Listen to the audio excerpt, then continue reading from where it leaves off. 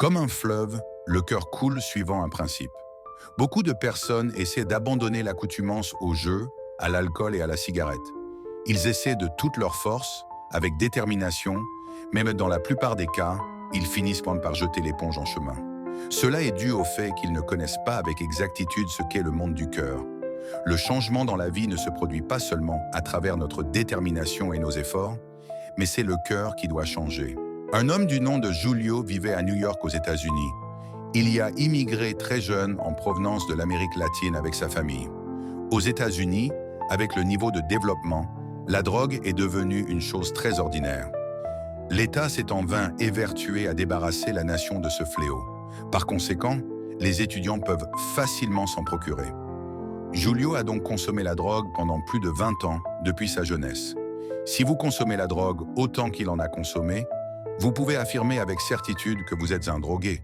Il avait constamment besoin de drogue, mais il était incapable de conserver un emploi. Par conséquent, il mendiait et volait de l'argent, et toutes les fois qu'il en trouvait, il se procurait de la drogue. Aussi longtemps qu'il était défoncé, il ne sentait pas le froid, la chaleur, ni même la faim, et se sentait très à l'aise. À cause de son incapacité à abandonner la drogue, il est devenu un sans domicile fixe et dormait sur les bancs des jardins publics, bien qu'étant jeune. Un jour, lorsque la drogue s'est dissipée dans son corps, il a ressenti une très grande faim. Il a donc fouillé dans les poubelles d'un parc pour avoir de quoi à manger. En fouillant dans ces poubelles, il a pris un morceau de pain qu'il a commencé à ingurgiter. Quelque temps après avoir fini de manger, il a senti un goût bizarre. C'était un morceau de pain avarié. Sous l'effet de la faim, il a mangé sans réfléchir. Il ne s'est rendu compte que le pain était avarié qu'après qu'il fut rassasié. Que suis-je en train de faire en ce moment? Comment ai-je fini par devenir ce genre de personne? Tout le monde achète et mange du bon pain chez le boulanger. Pourquoi donc suis-je en train de manger du pain avarié qui est dans la poubelle? Les gens de mon âge sont mariés et ont une maison. Tandis que moi, de toute ma vie, je ne peux songer à acheter une maison. Et je ne me marierai probablement jamais. Quel genre de femme voudrait-elle se marier à un drogué comme moi? Serais-je un jour en mesure d'avoir ma propre voiture, même une épave de voiture? Que m'arrivera-t-il à l'avenir? En regardant son état, il s'est comparé aux autres pour la première fois.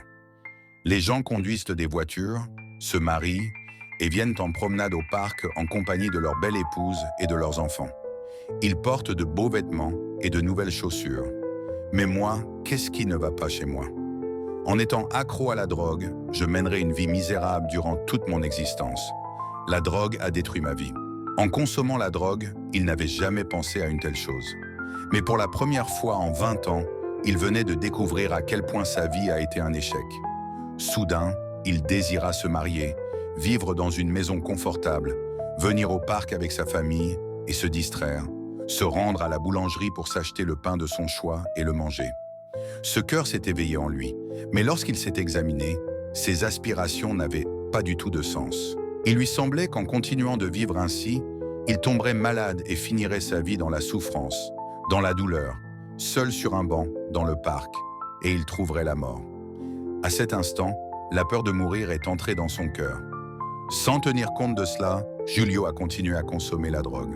Il a été arrêté par la police et a été interné dans un centre de réhabilitation pour toxicomanes pour l'aider à abandonner la drogue.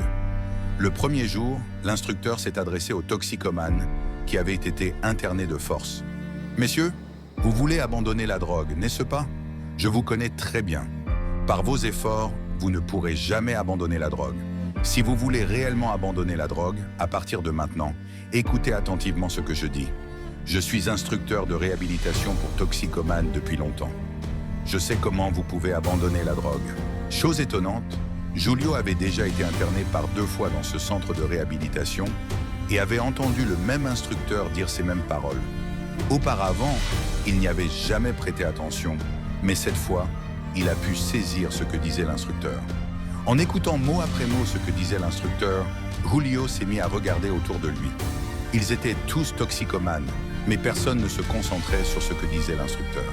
Julio avait été ainsi auparavant, mais lorsqu'il a clairement découvert que sa seule fin était la mort, son cœur a commencé à changer. Dorénavant, il pouvait écouter ce que disait l'instructeur. En vivant, lorsque les hommes croient avoir raison, croient être bons, croient être grands et intelligents. Ils sont incapables d'écouter quoi que ce soit venant des autres. Quel que soit ce qu'on dit à une personne, cette dernière ne choisira d'écouter que ce qui convient à son cœur. Ah, c'est pourquoi je ne pouvais pas abandonner la drogue. Pendant 20 ans, j'ai vécu enchaîné dans la drogue. Mais maintenant, si j'écoute l'instructeur, je pourrais abandonner la drogue. Et vers la fin du temps de son internement au centre de réhabilitation pour toxicomanes, il a pu complètement abandonner la drogue. Avec ses pensées, il a pu recevoir de la force dans son cœur. Depuis lors, sa vie qui consistait à se vêtir de paires de baskets déchirées et à s'avilir en dormant sur les bancs des parcs a changé. Beaucoup de gens essaient d'abandonner la dépendance aux jeux vidéo, à la cigarette ou à l'alcool. Ils se déterminent et utilisent toute leur force pour y arriver. Certains parviennent effectivement au changement, mais la plupart des gens échouent en chemin. Cela parce qu'ils ne connaissent pas clairement ce qu'est le monde du cœur. Le changement dans la vie ne se produit pas forcément à travers notre détermination et nos efforts. C'est le cœur qui doit d'abord changer.